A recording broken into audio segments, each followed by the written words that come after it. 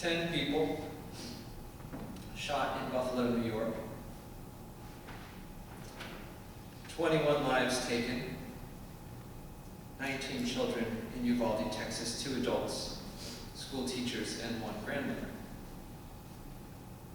On this Memorial Day, 2022, a day when we remember those lost in war, we remember these not lost to war, but to racism and radicalism. Today is a new kind of Memorial Day, and there are no words for it. So what are there? What is there? There are names that Leslie read to you this morning. There are stories. There are children lost, futures denied, families destroyed. These we have.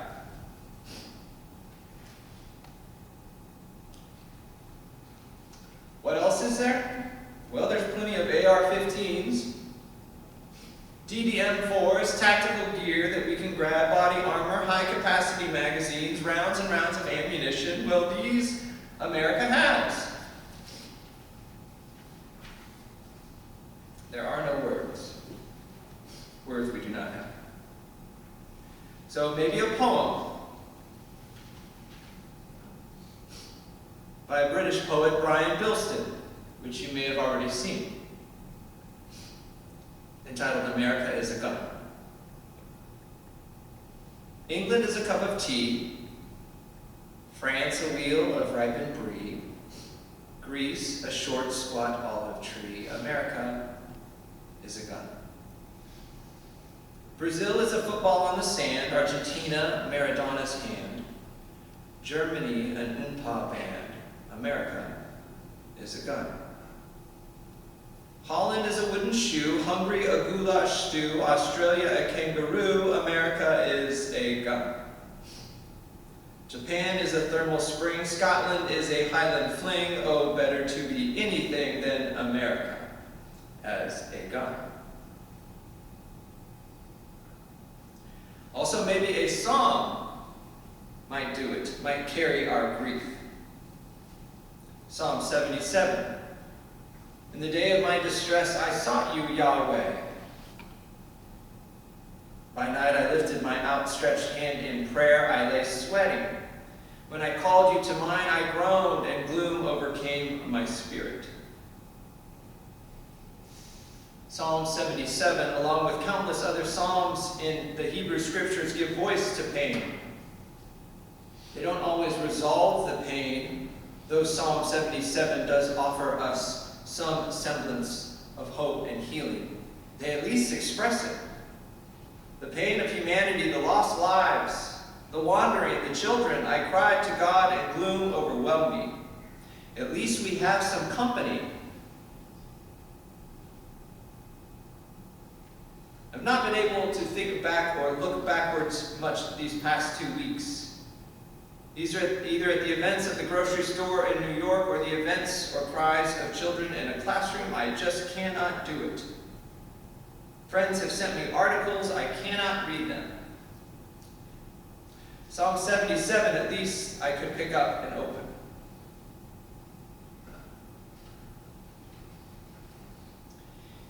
It was the summer of 2019 when I was working at a church in North Carolina. I had been a youth pastor for some time, and I had taken a group of high school students on an international service learning trip. It was the first time these students had been out of the country, first time certainly with me, and without their parents for many of them. It was a good deal of trust, a good deal of responsibility. I had traveled internationally sometime. I had lived in Argentina, I had lived in Spain, I had traveled to many countries. I felt quite comfortable and confident in the work that we were doing, as well as the group that we would be working with. So we traveled out to the Dominican Republic. On a work trip there, we were helping to build classrooms that were going to be used as small group entities in a kind of a large basketball area where they were pouring concrete and working on bathroom stalls and some of the final things. These high school kids, of course, had no idea what they were doing, but they did it. They stamped concrete, They used the stamper to press down rocks and do hard and good work. They felt very proud of it. After one of the longer days, we took a trek out. They told us about a watering hole that had a rock cliff just above it, where the kids could go swimming. We could take almost a good hour hike up this basin to this rock cliff edge where the kids could jump if they wanted to into this nice pool of water. It was the most beautiful day, one of the most beautiful days, maybe besides my wedding day, the birth of my children, and Game 6 of the World Series in 2002, Angels versus San Francisco Giants, which I was able to attend, and the Angels won. Besides those days, this was one of the best. We were hiking from this basin, and I could see it happening. The kids were bonding. You know, I had been there over 2 years, and it had taken a while to build up trust and to build up some community, build up the desire to even show up. And I could see it. The kids were talking. These high school kids that come from, you know, similar backgrounds, but different schools, different places. We're talking, we're journeying up this hill, around these rocks, in the water, their feet splashing, the sun was coming down through the trees. It was just one of those gorgeous days. There was this slight bit of rain, just very slight, that just made the day even that much better.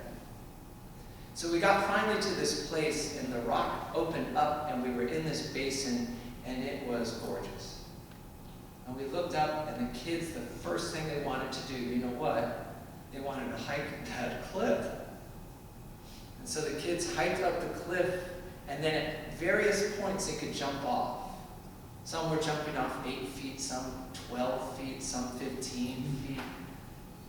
And they would hike up to these different points. And I smiled. I knew it was okay. The leaders had told us everything was fine, that they had done this plenty of times. And as I saw it, the rain began to change. This drizzle of water began to grow. And we didn't think much of it, to be honest. We were there in water, and we probably should have at the time. So should have the leaders, but the kids were enjoying themselves, and they wanted to stay a little bit longer, and so we lingered. It was beautiful. It was just one of those days. The rain grew and grew, and we recognized that we needed to get down out of this basin that was a danger. And as suddenly what happened upon us, we didn't recognize, but it was a flash flood. The river over these rocks had flooded because of the rain that was up further past beyond us that we didn't even realize. And this water started to come down upon us. And we knew we needed to get the children out, so we started to move the high school students out to a higher elevation plane that was just down. We got them down almost in single, double file lines, no pushing, please be careful. And the water just began to rise and rise. I'd love to say I didn't, but I panicked a little bit. I said, we got to get going, guys. They were dillying a little more than I thought they should have been. And as we all got finally safe, the water just unleashed. And anybody that would have been there would have most certainly been pushed down past the river in uncontrolled waters and rapids. And there as we sat for a good, I'm going to say, hour and a half that felt like all day, for the waters to finally subside. We were shivering, we were cold, and we were quiet. We hiked back down with ropes as the leaders were able finally, as the water subsided, to connect rock and rope. And the students kind of shimmied their way down, one by one, probably 100 different students, shimmied down. As we finally got home, the few parents that were there, that came as chaperones, just hugged their children. We settled in that night for devotions. We gathered back at camp, and in the time that we should have been saying devotions and reflecting back on our time together, on our work and what we were learning, nobody could really say anything. It was my time to close our devotional meeting, and I really didn't have anything to add. probably gotten out much sooner, that we were grateful for not having any lives lost, that it was one of those experiences. And so I look back at Psalm 77 and I turned to it and I read these words with new meaning. The waters saw you, O God. The waters saw you and trembled, and the ocean depths quaked. The clouds coursed through their waters. The skies echoed with your voice. Your arrows flashed all around. The sound of your thunder was in the whirlwind. Your lightning lit up the world, and the earth shook and quaked. You made your path through the sea and walked through the mighty waters, yet no one could find your footsteps. You guided your people like a flock of sheep by the hand of Moses and Miriam and Aaron. That day we saw the waters and we saw God's footsteps. These words at the time were enough. My question that I want to pose to us today is, where do we turn when the storms rage? When pain is all around you, when life hangs in the balance, when lives are lost? How do we make sense of it? What words do we use, if any? What coping mechanisms do we have? What triggers do you avoid? In other words, what do we do individually and collectively with pain? What do we do with it? Where does it go?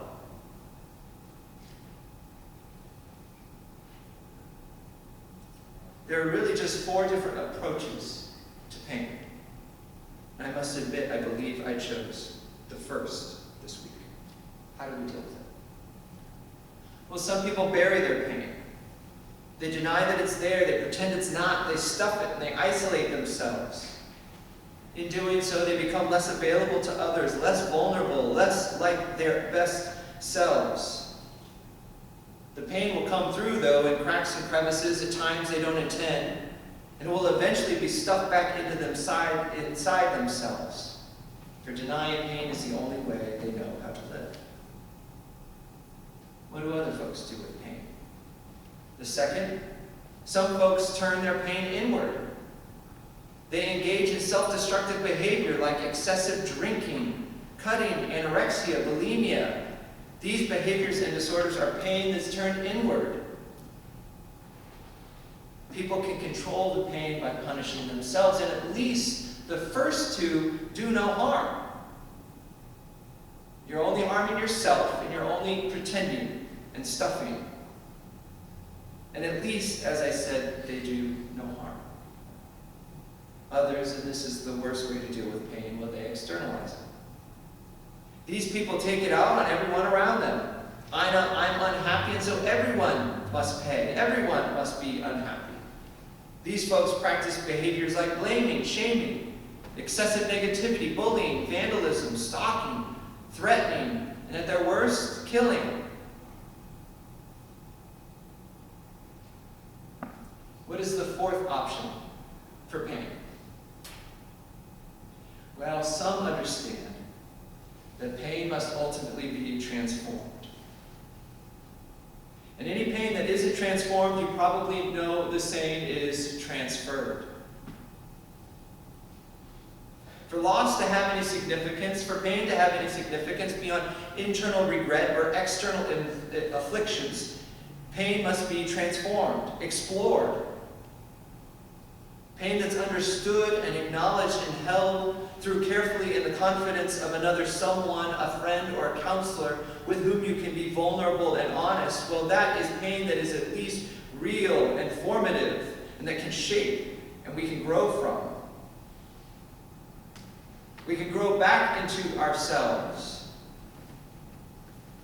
And even pain can become, through this process, a place of strength, a place of healing, a source of true self. So how do we do this? Well, first of all, we look at Jesus. The cross is a symbol of the Christian faith, and at every turn we're forced to look at pain. Somehow I can't miss it, whether it's a necklace or a cross above me. I think Leslie counted the other day, and there are 5 crosses in here, 4. You can't miss it. Christians to look at pain. We're forced to look at this emblem of suffering, but see somehow within it a symbol of God's healing. See somehow within this a symbol of God's redemption. See somehow within this a symbol of what is to come, and not only what is. Secondly, in seeing the cross as such pain that is transformed, we can look again at our own pain, which is always the first step. Acknowledging what happened.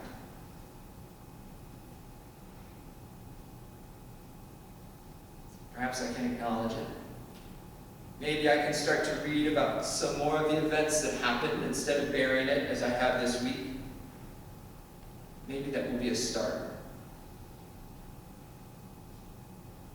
And acknowledging pain isn't just for social pain or emotional pain or family pain or spiritual wounds. But when we begin to acknowledge these things, when we begin to point to them and own them, whether it's with a bell and the names that are read by Leslie and David playing that long, emblematic reminder of our world, if we can acknowledge it and look squarely at it, maybe we can move forward. So what do we do when there are no words? Well, we turn to Psalm 77, we turn to Scripture, we look at a cross, and then maybe finally we just cry. Maybe we just acknowledge it and cry. Crying, Jesus, help me to feel the sun again upon my face. For when darkness clears, I know you're near, bringing peace again.